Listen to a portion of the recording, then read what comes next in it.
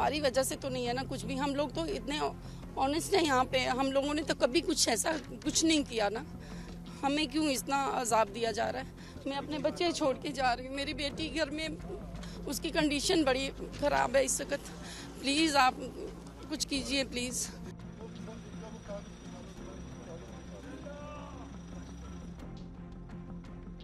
अपने बेटे को गोद में लिए रक्षंदा जहूर ने अपने परिवार को भावभीनी विदाई देते हुए भारत में ही रहने की अपील की है। वह मंगलवार को अमृतसर में अटारी सीमा चौकी पार करने वाले कई पाकिस्तानी नागरिकों में से एक है। मुझे आए हुए 35 साल हो गए हैं।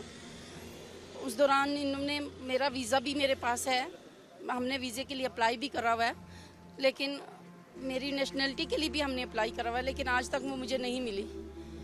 अब मुझे इमीडिएटली इन्होंने बोला रात को 9:30 बजे कि भाई आपने बॉर्डर क्रॉस करना है। मैं यही गवर्नमेंट ऑफ इंडिया से यही अपील करना चाहती हूँ कि इतना क्यों मतलब कर रहे हैं हमारे साथ। मेरे बच्चे यहाँ पे हैं, मेरी मैरिज हुई है, मुझे 35 साल हो गए हैं सर। मेरा क्या कसूर है इसमें? रक्षंदा के जाने से उनका परिवार दुखी है। रक्षंदा के बेटे का कहना है कि आतंकियों की सजा निर्दोषों को देना किसी भी तरह से जायज नहीं है। मैं और मेरी वाइफ यहाँ अमृतसर में थे, हम यहाँ पे हॉलीडेज पे थे, तो suddenly my mother called me at 10 PM at night. तो शी सेड कि government is deporting me in the morning. तो हमने बोला वो क्यों, मतलब कि वो कैसे? तो बोला कि मेरा इन्होंने वीज़ा भी कैंसिल कर दिया जो मैंने अप्लाई किया था। तो पुलिस भी 2 बार घर आई है और मेरे मतलब कि हमारे घर में लड़का एक उसको उठा के लेके गई रात को। पहले तो ये है, मेरे पास ऑर्डर है जिसमें ये कहा लॉन्ग टर्म वीज़ा वाले एग्जम्प्टेड है, ठीक है। हम तो 35 साल से लॉन्ग टर्म वीज़े पे थे, लॉन्ग टर्म वीज़ा चल रहा था, हमने अपने टाइम पे अप्लाई कर दिया। लेकिन अगर उन्होंने दिया नहीं आगे, उसको आगे फाइल नहीं भेजी, तो जिस बंदे ने, क्लर्क ने या जिस अफसर ने भेजी तो उसको सजा दो ना, हमें क्यों सजाए हैं? आपके वाइफ के मायके में है कोई भी नहीं है ना, प्रॉब्लम तो यही है। निर्वासन का सामना कर रही महिलाओं ने सरकार से उन लोगों के मामलों पर फिर से विचार करने और उन्हें नागरिकता देने की अपील की है जो शादीशुदा हैं। सजा उनको मिलनी चाहिए या हमें मिलनी चाहिए? इनके छोटे छोटे बच्चे हैं, वो इधर अंदर फंसी हुई हैं। ये हमारी अभी नई शादी हुई है, 2 माह हुए हैं शादी को, हमने RTV अप्लाई किया हुआ है, अंडर प्रोसेस आ रहा है और हमें यहाँ से भेज रहे हैं नोटिस भेज के। ये तो गलत बात है ना। आपको ये दिन देखना पड़ रहा है, कैसी सजा मिलनी चाहिए उनको? चाहे जिंदा जलाएं, जो मर्जी करें, उन्होंने गुनाह किया, सजा हमें क्यों मिल रही है? तो सरकार से अपील करेंगे कुछ? सरकार से यही अपील है, जिनकी शादियां हुई हैं उनको यहाँ रहने दें, नेशनैलिटी उनको दें। आप LTV अप्लाई किए हुए आप उनको दें। LTV वीज़ा है, हमें अभी 7 महीने हो गए अप्लाई किए हुए, तो अभी बोल रहे हैं आपका रिजेक्ट हो गया, कैंसिल कर दिया, आप जाएं वापस, रिपोर्ट कर रहे हैं। मुझे 11 साल हो गए। मेरी एक बेटी है 2.5 साल की, और अभी बच्चे को भी नहीं जाने दे रहे।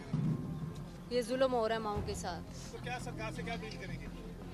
हमारे साथ बहुत गलत हो रहा है। तो जिन लोगों के कारण ही आपको दिन देखना पड़ रहा है, तो हमारा तो कसूर नहीं है ना, बच्चों का तो कसूर नहीं है। माओ को क्यों अलग किया जा रहा है बच्चों से? या फिर हमारे बच्चे भी दे दें साथ हम। 11 साल हो गए। एक बेटी है मेरी, और अभी मेरी कंडीशन भी ट्रैवल करने वाली नहीं है। मुझे डॉक्टर ने बेड रेस्ट बोला हुआ है, अभी मैं प्रेग्नेंट हूँ और मुझे भेजा जा रहा है। निर्वासन का सामना कर रही महिलाओं के पतियों ने इस कदम को क्रूर और अन्यायपूर्ण बताया है।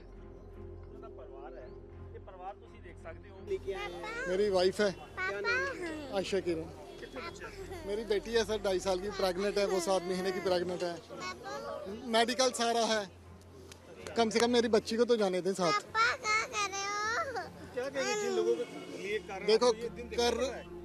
देखो वहाँ की गवर्नमेंट और यहाँ की गवर्नमेंट बीच में क्या हो रहा है?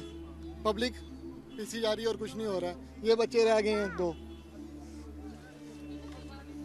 आप इतना कर सकते हैं गवर्नमेंट से, बच्ची को तो जाने दें। ये 2.5 साल की बच्ची किसके पास रहेगी? सरकार से क्या अपील करेंगे?